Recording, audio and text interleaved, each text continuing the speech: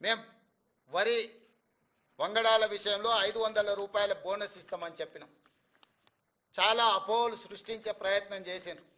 ఎవరయ్యా అంటే గతంలో వరేస్తే ఉరేసుకున్నట్టే, కొనుగోలు కేంద్రాలే ఉండవు, కొనుగోలు కేంద్రాలు ఎత్తేసినము, ఎవరు పండించుకుంటే వాళ్ళ కర్మ అని చంద్రశేఖరరావు గారు ముఖ్యమంత్రిగా అధికారికంగా వారే మాట్లాడి చెప్పారు.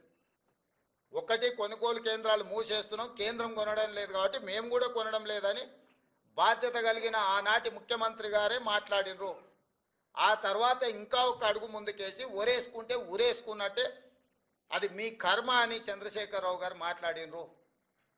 ఉరేసుకుంటే అనే పరిస్థితి నుంచి వరి వేసుకోండి, కనీసం మద్దతు ధర ఇచ్చి కొంటమనే కాకుండా సన్నాలు పండించండి, 500 రూపాయల బోనస్ ఇస్తామని చెప్పి ఈ రోజుకి 31 లక్షల మెట్రిక్ టన్నుల వరి ధాన్యాన్ని మా ప్రభుత్వం సేకరించింది.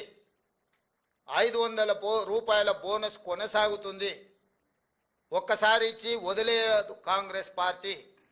కాంగ్రెస్ పార్టీ ఆనాడు ఉచిత కరెంటు ఇస్తామన్నాం, ఎవరొచ్చినా ఇవ్వక తప్పని పరిస్థితి సృష్టించినము.